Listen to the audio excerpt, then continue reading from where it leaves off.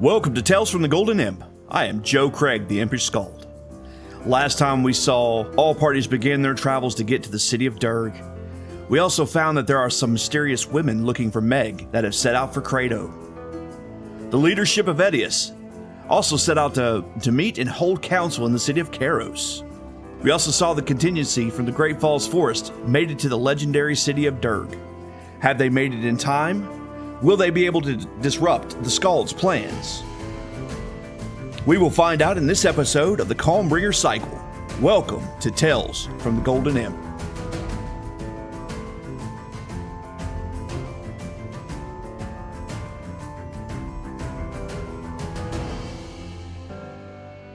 Episode 9, Durg.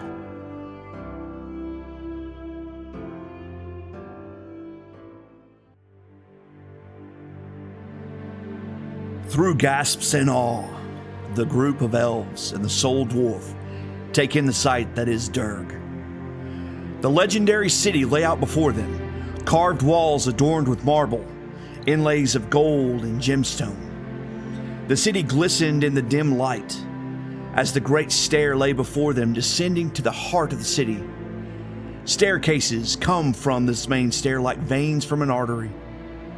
The great carving of Belden at the opening to the great temple showed the glow from the forge that held within from even this height.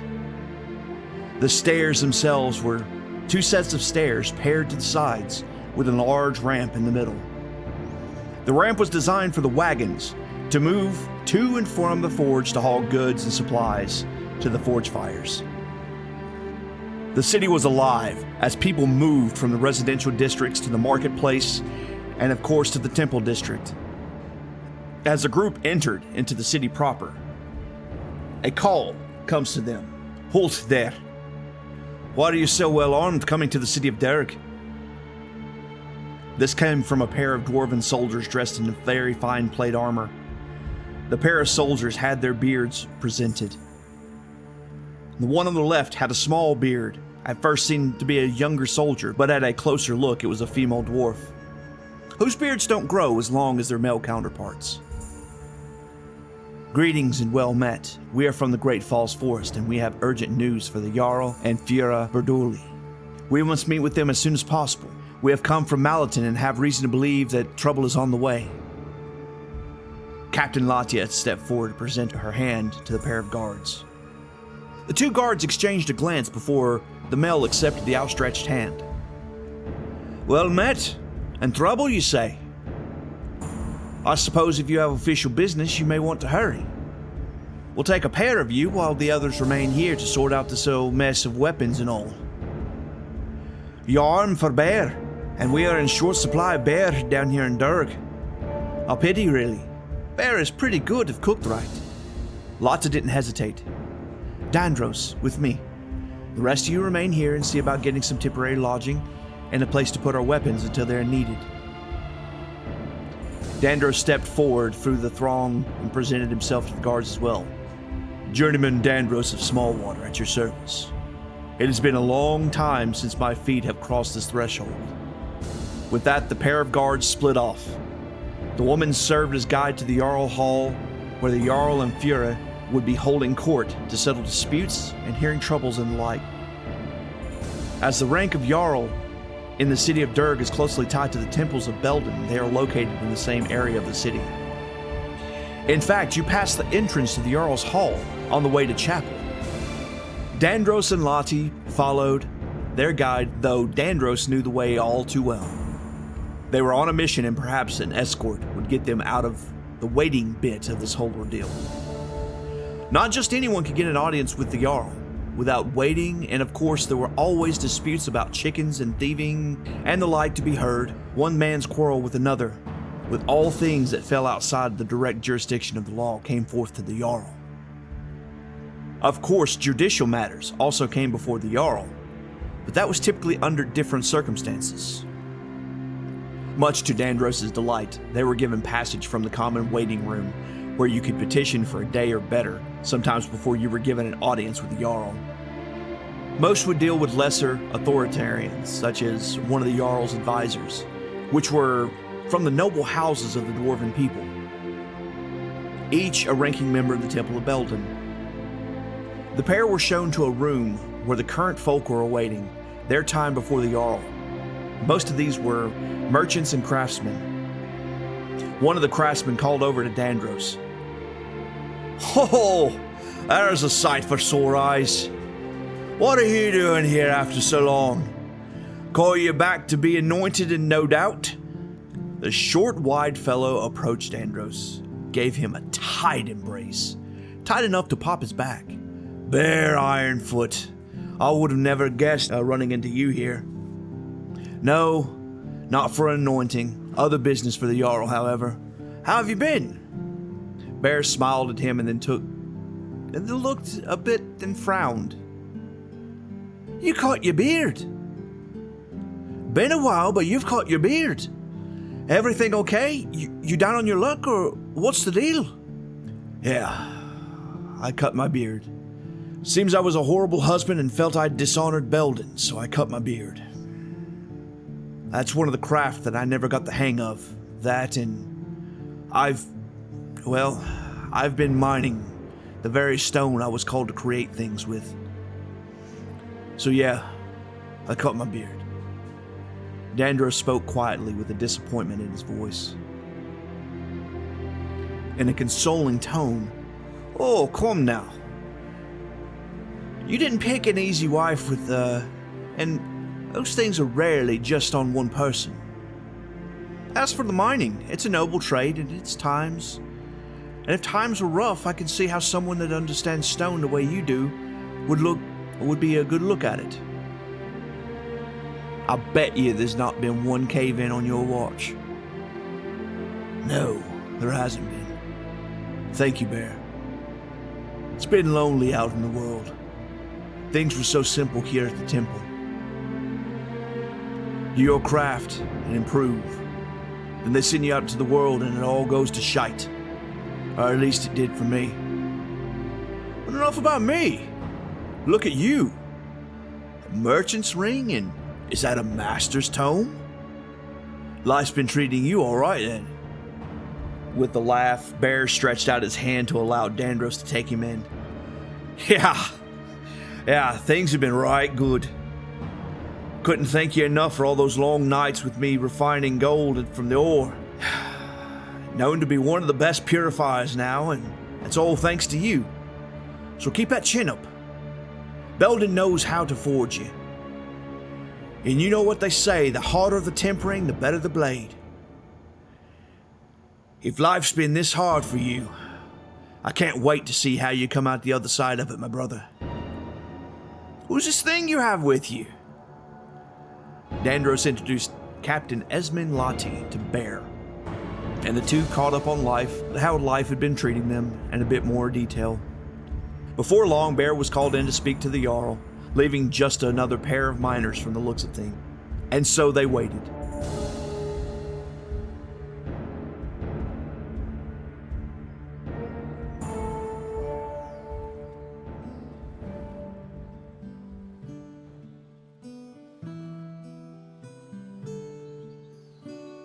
Olan, there you are. I've been looking for you. Lord Ethan Eldos called out to the Dwarven Lord. Ethan was wearing his traveling clothes now, and seemed to have a pack on his back. His blonde hair was pulled back for the road as well. Olan Durf himself was ready for the road. "What is it, Ethan? Why are you looking for me? Don't you have miles to be logging before the sun abandons you?" "Well, yes, I do, but I was hoping that you could come with me on that journey. I think if you spoke for the people of Chunda, things will show to be more pressing. We need the council to understand. I don't think that my voice alone is enough." Ethan said plainly, with only a touch of manipulation in the words. Ethan was the politician between the two leaders. Olan laughed one solitary laugh. "So you think you'll be needing me after all?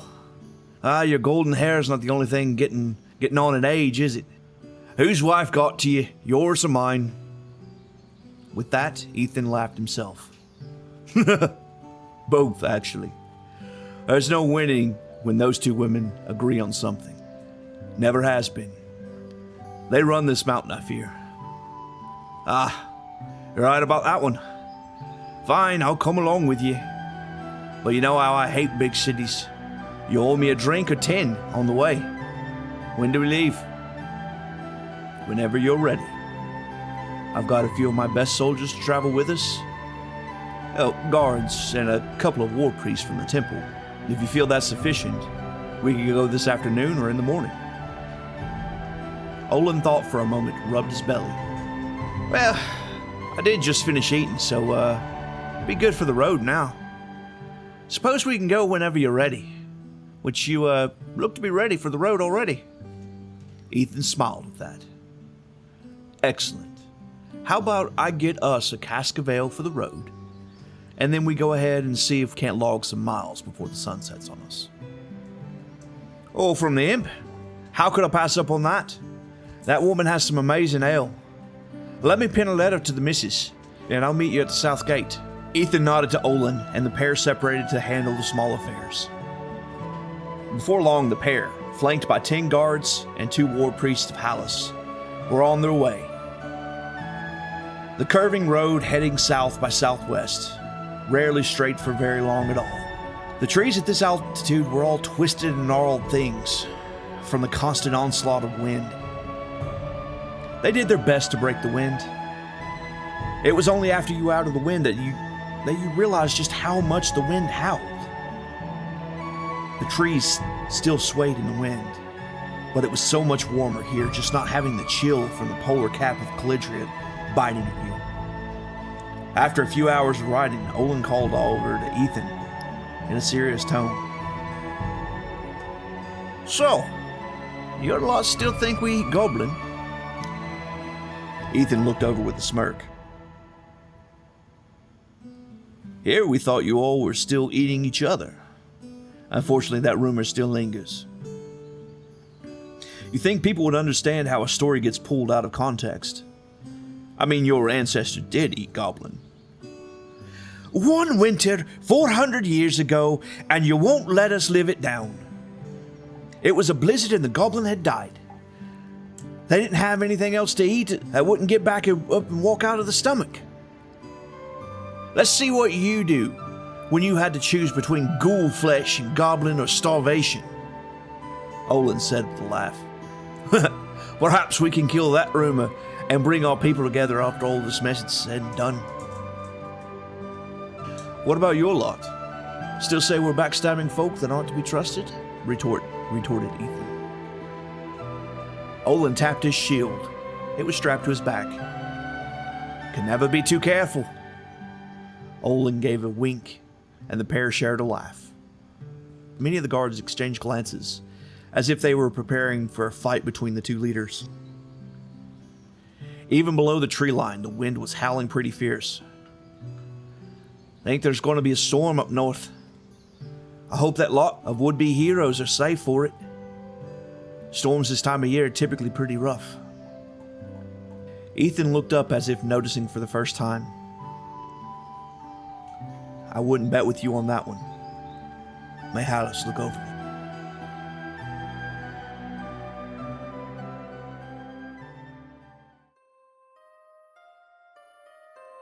To the north of the Dragon's Maw, the wind was howling something fierce. It was slowing the progress of Jaina, Regos, Meg, and Holly the donkey. They were shielding their eyes, trying to find any kind of shelter they could. The sky was spitting snow, and those huge flakes of snow accumulated quickly. It was early for such storms, but they were very close to the frozen wastes. Jaina called for a halt. This isn't working. If a storm hits like it looks it is, we'll lose sight of each other and likely lose someone. We need to tie off in a line. As a stiff wind, almost as to prove a point, slammed into them, Meg was forced to take a step to catch herself in the wind. I'll take anchor. Meg, I think you need to be in the middle. Regos, that leaves you at the end with Holly. Regos already had a coil of rope off the pack animal and was stretching things out. How much lead do you want between us in case there's trouble? And the like. 10 feet between each, Meg interrupted. wanted to make sure she was part of this process. They began to tie off. Meg did the tying, not trusting the other two with a good knot. I worked on a ship for a while, I know what I'm doing. Another blustery gust pushed all but Jaina to the side, and there wasn't a whole lot of side left to be pushed. That's when they looked up at the wall of snow that was heading their way. This was going to be bad, and it was going to get bad quickly. It looked like it was dusk already, with the noonday sun failing to break through the clouds above them. They trudged on, walking still but oh so slowly. Regos had his hood up, trying to do the best he could to protect his face from the snow and the wind, with the temperature dropping as well. It was, something that Regos in all his days had never experienced. That morning was warm, not hot, but warm. In the sun, at least. The wind was always there. He hadn't noticed it creeping up on them until it was pushing Meg about. Not that he was faring much better, but he only had 30 or 40 pounds on her. The three figures slowly put one foot in front of the other, with no aid or respite in sight. As the wall of snow hit them, they could barely make out the shape of the person in front of them. Jaina just targeted her path for the next road marker, guessing at times. There were only so many options for the roads in the Dragontooth Mountains. It was still early enough in the season that there would not be false bridges and such over the ravines. Still, it was slow going. Slowly continuing on, step after arduous step, they continued. The wind had gotten stiffer, and they were in full blizzard now. Jaina called back to see if everyone was still with them, knowing that they were because of the rope. Meg and Regos had started combining their strength to keep up with the sure-footed Jaina. Regos had his arm around Meg, allowing her to lean on him. With reluctance, she had little choice but to accept his help. She had fallen a couple times before he offered. Together they continued on. They thought they heard Jaina call out, but could only make out a single word. Holly was doing her part, not liking the weather one bit, but not liking her current situation any better. She also followed the lot. She only had to be coaxed into motion once through this whole adventure, and that was when they broke camp this morning. It was almost as if she knew the storm was coming. Not that Regos would be surprised to learn that she did. Animals always seem to know what was coming. Holly continued on with them though, and more than once had nudged Regos in the back to say, "Keep going." And so he did. His beard was frosted over with snow already. The maps he had looked at, they were in a no man's land now. There wouldn't be any place to get a warm bath and a meal tonight. Meg was not doing so well with the cold. She was lean with a runner's body, so not a lot of insulation, aside from the clothing she was wearing, and that didn't seem to be enough. She was dressed in a fur-lined coat and boots with heavy pants. None of it seemed to help her now, though. Her fingers were hurting her already, and her face was taking a beating even with the hijab of her people covering her face. That was designed for the wind of the deserts, not for an ice storm. It helped, but not as much as she would liked. The severity of the storm, if it didn't pass soon, they would have to stop. Meg needed a fire, but good luck in lighting one in this mess. At least there was Regos and his magic. That is when things went from bad to worse. With the bray, Holly was sliding down an embankment. Her hooved feet betrayed her, it seemed. She was sliding for edge of a cliff at a quick pace. "Jaina, brace yourself! Unless we all go for a nasty ride. Holly's falling. It would take all of us to pull her up if we were lucky." Of course, Jaina only heard the brace bit, and it was from a lucky break in the wind that even that was heard. Jaina spun to put her back against the wind, and she stabbed the blade of her glaive in the ground, bracing the butt of the glaive against her thigh. Regos pulled Meg's kukri and went running for the donkey. He would save the beast if he could. Meg was pulling slack and bracing herself for a pull that would be on her soon. That's when the donkey's hooves found the sky. Regos' eyes went wide as the rope pulled taut. He wasn't ready. The spell he was trying to do wasn't ready. The plan he had in his head wasn't ready. He was almost there, but he wasn't there.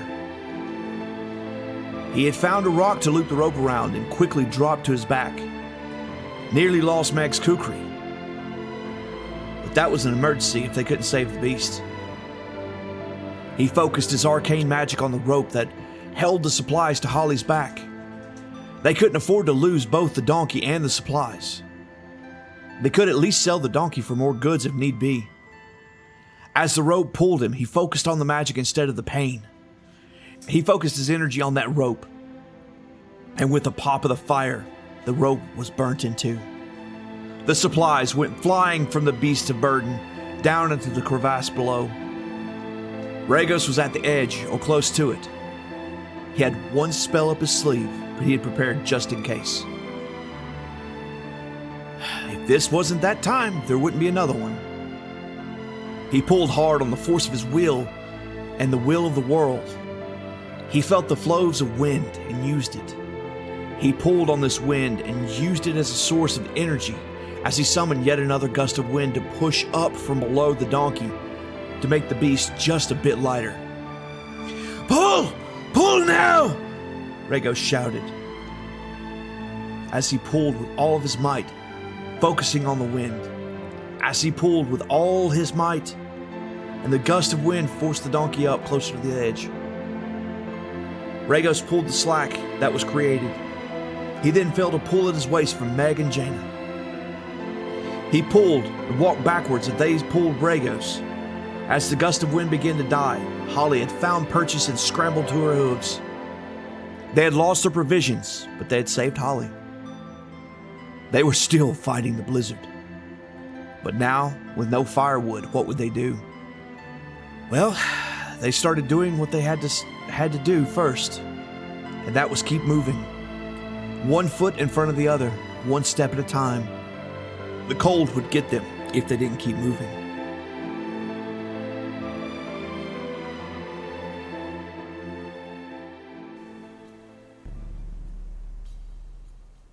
Smallwater and Lahti. The Jarl will see you now. The stout attendant called into the room that Dandros and Captain Lahti had been waiting in for a couple hours now. The pair had spent some time in talking a bit and mostly sitting in silence as the room cleared out. Apparently, the last dispute was one that took some time to resolve. The pair entered the Jarl's chambers, which was a long room with a fireplace in the center of the room. The rectangular room allowed for partitioners to cross the distance to the raised dais where the Jarl and Frue both still sat. Lahti followed Dandros' example as Dandros came in and gave a bow to the Jarl and his wife. Jarl Burduli. This is Captain Esmine Lahti from the Great Falls Forest in the city of Eldos. I am Dandros of Smallwater, but I have been living in Malatin for the past 8 years. We are here on urgent business, and thank you for seeing us on short notice. With the introduction, the Jarl motioned for the pair to rise from their bow. The chamber was lit by those same lanterns that were enchanted to produce magical light. The chamber itself was played down in comparison to most of Durg. The walls were carved with stone murals, but nothing else. The murals were small squares that represented each Jarl that served the hall. Each Jarl was given a 12 by 12 inch square. They were carved post-mortem and serve as a record for the Jarl's rule. Aside from the carvings, the hall was bare from anything like marble or gold. This was not true, however, for the Jarl and his wife. They both were near gaudy levels of gold jewels. Jarl Turfrid Burduli was a short dwarf standing just shy of 4 feet in height. But what he lacked in height, he made up in girth. Easily weighing around 300 pounds, the rotund dwarf looked over the pair. Well, let's hear it. I assume this will prepare me for the emergency council that I have been called to Seros to take part in. What is so urgent that I need to be disturbed from the matters of my state here in Durg? This is where Captain Lahti took one step forward and began to describe the situation to the Jarl. Jarl Burduli, we are here because the city of Durg is in danger of attack. Though the full nature of the attack is unknown to us, we do know that a few thousand goblins are on their way to the city, arriving through the tunnels that serve as the road from here to the western stretches of the Dragontooth Mountains. They are led by someone that is claiming to be Skald Reborn. This person, they indeed do have the gift to control beasts, so it is likely that there would be beasts with her. A few thousand goblins do not threaten Durg, interrupted Jarl Burduli. What else? There has to be more than this to pull me from my duties here. Lahti didn't take well to being interrupted, but she kept her composure and continued. Well, we believe that this is only one prong of the attack that's coming to the city. This is where we go from facts to speculation. We agree that a small force would break against the walls of the city of Durg. We suspect that this is an infiltration force that is coming to disrupt Durg and distract from the main assault. And who exactly comprises this "we" that you speak of? Burduli responded with a little more interest now.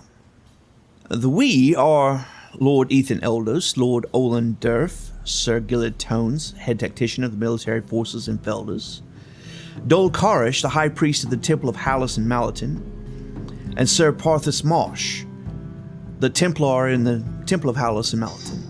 Lahti responded directly and to the point. She realized that the flower words were wasteful here. Jarl Burduli rose at this point and began to walk ponderously around the edge of the dais, stroking his beard. The names mentioned clearly meant something to the Jarl. Quite the least. And how come you by this information? And why is there a miner from Malatin here to present such information? The word miner was spat as a near insult. Lahti fought the urge to take yet another step forward. Journeyman Dandros was an eyewitness to the forces that are en route to the city of... Well, miner Dandros of Smallwater.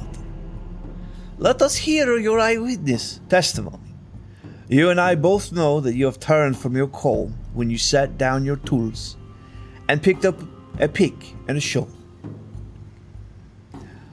With the title of journeyman wasted upon you, you from all accounts, can you even repeat your oaths at this point? He who trims his beard. Burduli stopped moving and was staring daggers at Dandros. Dandros looked a bit ashamed from the reprimand, but he gathered himself quickly. It is true that I have neglected my call and my craft to work as a miner for the past 5 years. It was not easy in the doing, but the road to journeyman is one that my Jarl did not have to partake in. I have since taken up the tools of my craft since the incident, and I must report to you now. Dandros, now fully composed with his faith in Belden, corrected his posture. The height of the dais was just enough to keep the shorter dwarf at eye level to the much taller Dandros. I cut my beard when I realized that the offense that I had performed to Lord Belden. But we aren't here to talk about my faith. We are here to save the city of Durg, if the Jarl would be willing to hear. Then let it be so. Let us hear this horrid tale. Jarl Burduli stated flatly. With that, Dandros recounted the attack on Malatin, the abduction of the people of Malatin, and the rescue mission, as well as the number of goblins that were seen, as well as this supposed Skald. He told the numbers that were witnessed and provided information on what they knew were taken. After the recounting, the Jarl returned to his throne. Jarl Burduli stroked his considerable beard. Very well. I will take your counsel to heart. You may go. Dandros, now upset. Very well. That's all you have to say about this information? By the forge fire in the holy city of Durg, you only say, very well. With this, the Jarl stood up once again in a fashion that made the guards in the room ready themselves for battle. Meine Dandros, I would advise you to remember your place here in this holy city. I have heard your words and will take them under consideration. The elven contingency can guard the western road and that rubble that is there if they wish. I will double the guard and be on the alert for this attack, but that is it. Nothing more. You should visit the temple and remember the road that you swore to walk. A stonecutter would never allow themselves to become the miner and keep a whisker upon his face. You'll shame yourself, you'll shame the city, you'll shame the Lord of the Forge. Clearly, you have forgotten your place here, in this city. You are dismissed. Another outburst and you'll find yourself in the dungeon. And remember your place. Am I clear? Very well, Dandros responded, with a half-hearted bow. Lahti returned the bow to the Jarl and began to leave. Dandros made it all the way to the door before he turned on the Jarl. Apprentice of the Forge, you would do well to remember your place. You speak of Velden in the way that is not befitting of an apprentice of the Forge. You have allowed the crown of the city to cloud your mind. I hope you choke on that crown. With that, the Jarl called for the guards to seize Dandros and asked Lahti, You have heard my decision. Do you accept my gracious decision, or do you wish to join Dandros in the dungeons? Lahti bowed once more. I respect the decision and will be happy to guard the flank of the city. Lahti watched as Dandros was taken from the chamber, powerless to do anything, but thinking to herself that his temper got to him in this situation. If she were talked to in that way, what would she have done? Lahti guessed very much the same. Upon exiting the Jarl's chambers, Lahti was greeted by a dwarven soldier dressed in fine plate mail armor. With a bow of his head, holding his helm in his left hand, Greetings, Captain Lahti. I am Captain Igor Dimadov.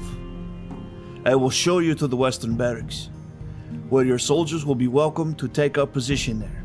Once you see this western tunnel and the fortifications there, I will assume that you will understand the Jarl's position on the matter. The movement of the forces in the city are under my authority, and I will be doubling the guard there. We will also move some of our forces to be stationed in the western barracks. I regret to inform you that the barracks will be in some disrepair, as it hasn't been used in 200 years. We haven't needed it since the road was closed down and the calm set in. We will make do with the arrangements, and I do hope that we're being overprotective of Durg, and that everything is in order. I thank you, Captain. Lahti shook the hand of Captain Dimadov, and allowed him to lead her back to her soldiers. Say, Captain, where would be a good place for my soldiers to get a hot meal that's close to the barracks? With a smile, and glad to have de-escalated the situation. There would be no other place that I'd recommend in that part of Durg than the Mint. To be fair, my cousin Sampson owns it, but he will treat you well. It's just inside the industrial district, close to the staircase to the business district. We can pass by there and show you this place. Durg is a little different to navigate than topside cities. I'm sure you'll get the hang of things while you are here. But now that I think of it, if you have any in your lot that are vegetarian, the Mint would have you covered as well. But if you're looking for more green options, I'd have to point you to the Woven Beard in the business district. They have a good supply line for fruits and vegetables, and can take care of you. And if we get bored of these two establishments, where would you recommend beyond that? With a laugh. If you get bored of these two, I'd explore around the business district. The places in the industrial get a little rowdy from time to time. With that, the pair of captains rounded up Lahti's soldiers and headed towards the western barracks.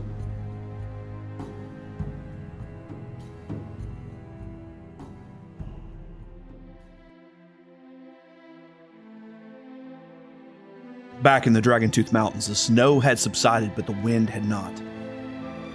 Of course, with all this fresh snow on the ground, the full blizzard changed into a ground blizzard. Meg, Jaina, and Regos were still trudging along at a slow pace. Meg was not looking good. She was beginning to waver with each step, staggering a bit.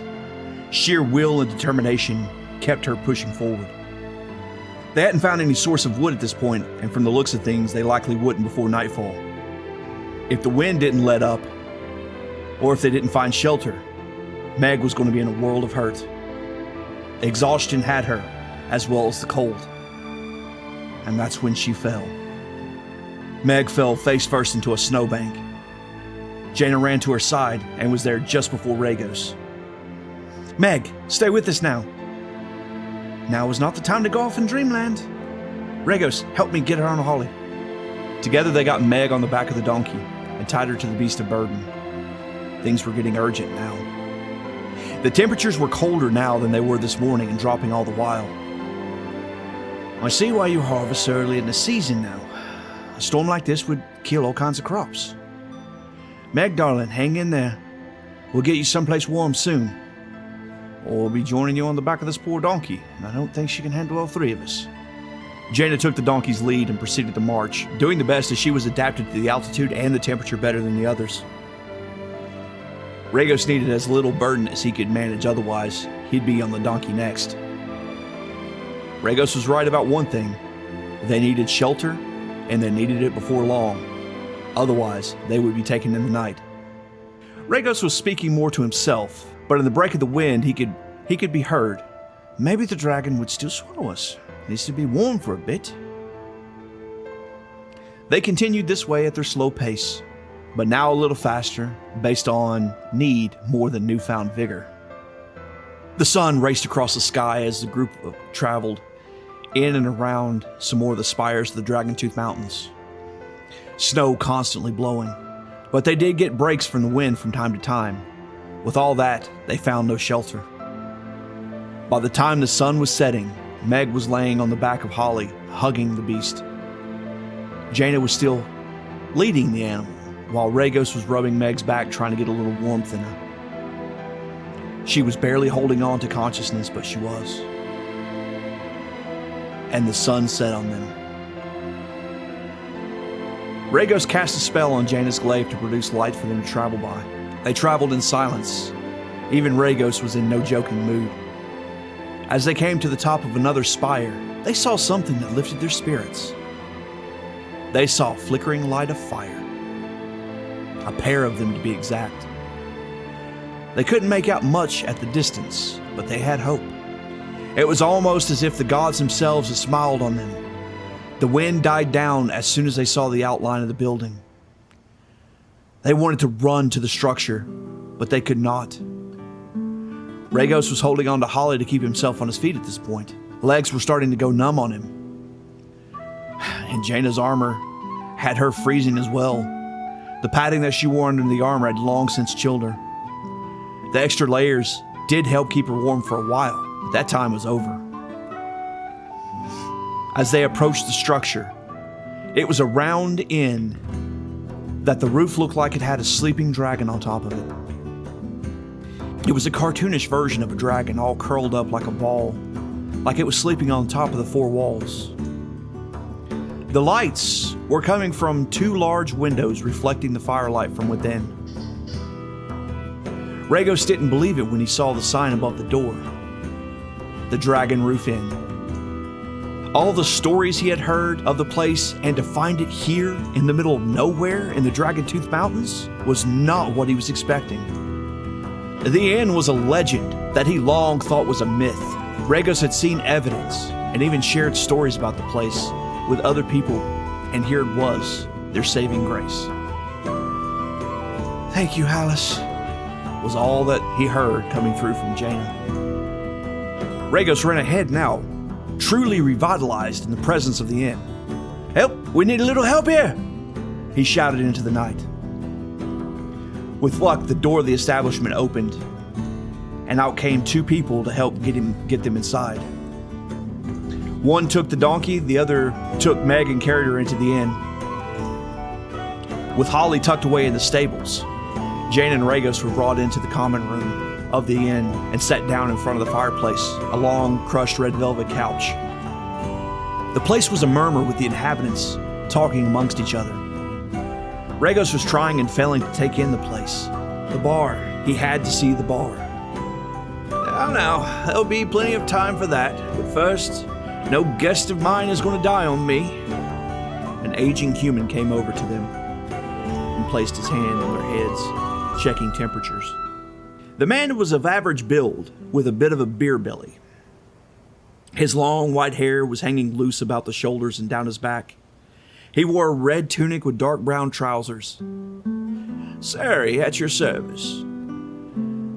Sadie, let's get these two a warm soup. This one, she's going to need a bath to warm her up before she'll be able to eat, I fear." Ceri started calling out for some ale and soup and for someone to start a bath for Meg. Ceri placed a blanket on Meg, made of what looked to be wolf fur. As soon as the blanket was around her, she stirred a bit. "It's so warm," was all she managed to say before drifting off a bit. Well, you're an interesting lot, aren't you? Local girl," pointing to Jaina. Let's see, a lad from Gerender, if I had to guess. And a lass from the deserts of Kendor, but not a Crixian. An interesting lot indeed. How'd you end up here in the middle of nowhere? Your curiosity can wait, Ceri. Let's get these people on their feet first. Here you go, chicken and dumplings for the local lass, paired with a mulled cider, and just a touch of whiskey to warm those bones. And for the gent, spiced eel stew, paired with a spiced ale with twist peppers. It should perk the two of you right on up. Sadie was a halfling woman with bright red hair, wearing a cozy green top and a white dress that flowed as she walked. Ceri helped Jane and Regos over to the table, close to the fire, so they could eat and warm up. Jaina dove into the dumplings, realizing just now how hungry she was. Regos dipped into the stew, pulling out a healthy chunk of eel and some of the pepper that was mixed in with it. Both gave a very satisfied expression with their first bites. Regos then realized what the old man had said. "How'd you call me a being from Gerender? No one ever gets me right." Ceri laughed. "Oh, it's a little gift I have. I've traveled the world so many times that I can pick out someone's heritage, more times than not. Oh, you were difficult to point, being half-elf, but your human heritage, I would have put good coin on a bet that I was right. It all depends on if you were a seafaring lad or not. You were in luck on the stew. I had a hankering for some eel and cooked it up just this afternoon. Was hoping we'd have someone that would share a bowl with me. Eel isn't for everyone." With a laugh. No, it's not indeed. I've not had spiced eel stew since I left home. Thank you for this. We had a lady that would fix it for us. She helped around the house and such, and made the best spiced eel stew that I'd ever eaten. If I'd known any better, I'd ask how you got her recipe. This tastes so close to alias spiced stew eel. Well now, you all eat up and get your things in your rooms. I assume 3 rooms would suffice. Jaina nodded in response. We will draw the 2 of you a bath as well. Wouldn't hurt either of you to let the warmth soak all the way through to the bones. Before long, Meg was awake, eating some food of her own. Some kind of curry dish with potatoes and lentils. The 3 were shown to their room, and was soaking in a nice hot bath, each with scented soaps and nice soft warm washcloths. Regos was drinking a really nice ale. That was proof that the old innkeeper from the Golden Imp hadn't been lying. He had asked for her ale by name and was served a mug of just that. Now he knew how she ended up in the place. She lived right down the road from the hiding hole.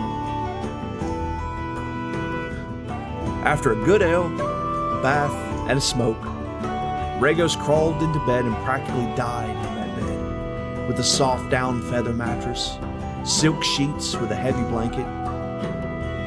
His last thought before sleep took him was, "I best not wake up in a damn snowbank tomorrow, because this is way too nice." With that thought, he was asleep, and so too were Meg and Jaina.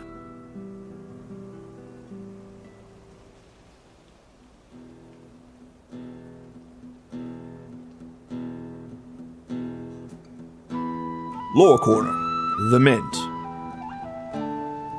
"At least eating here won't cost you a mint." Common saying about the mint.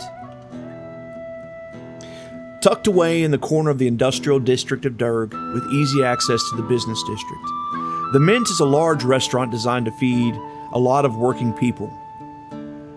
Granted, the food draws in a crowd from the business district as well. Here the place is ran by Sampson Dimadov. It's been in the Dimadov family for 5 generations. The stone structure with carved pillars is a welcome sight to all that frequent the halls of Durg and found this little gem of a place. Above the door is a large copper coin with the words, "The Mint," set upon it in inlay. The windows are leaded stained glass with depictions of Belden making the first coins that would become the currency that was used in all of Kheasurid. The place is typically lively, and the food is known to be good if you're into dwarven fare. If you're not, you may need to find a meal somewhere else, but for the working class people of Durg, only their mother's kitchens would be better. There's always tavern stew available, and with that stew comes dwarven meat pies, stable enough to take with you as you go. Then there are meatballs with gravy, and potato and leek soup, comfort foods for the people of Durg and the dwarven people alike. It's said that you don't go for the conversation, but always end up finding it in spades. There's no local bar in the establishment, just tables and a kitchen and a wait staff traveling around like ants coming in and out of the anthill. With the establishment having been in the family for so long, it's no surprise that the next generation is working in the kitchen. If you were to ask Sampson what his craft is, his response would be, "Ah, you're eating it."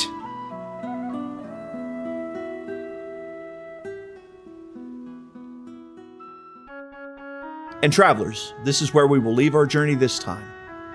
Everyone tucked away in bed, safe and secure. Though Dandros' bed isn't as nice as the others. But what will come of Dandros and his tongue? What will Jaina, Meg, and Regos do once awakened? And will they still be in the nice soft feather beds? We shall find out in the next episode of the Calmbringer Cycle. I want to thank Adrian von Ziegler for the rights to use his music to make the story all that much better. For this month, travelers, I will be making the legendary dwarven meat pies from the Mint that we discussed in the Lore Corner today. We will be visiting that establishment in the future, but in the meantime, we will just have to share in a meal from there. This recipe is one that has become a staple in my kitchen since discovering this recipe. I hope it finds its way into your kitchen as well. With that said, I want to thank you for listening. If you wish to support the podcast, a rating where you find the podcast would mean a lot. A simple thumbs up over in YouTube, or subscribe if you really like it. If you want to support a bit more and get the recipes of Kheasurid in your kitchen, as well as additional lore content, please support me over on Patreon. That's patreon.com/goldenimpin. Signing up will give you access to our Discord server. I hope to build a great community over there. But I can only do that with you. So why don't you join us and join the conversation? If you want to follow me outside the podcast space, you can find me over on Blue Sky at Empress Skald.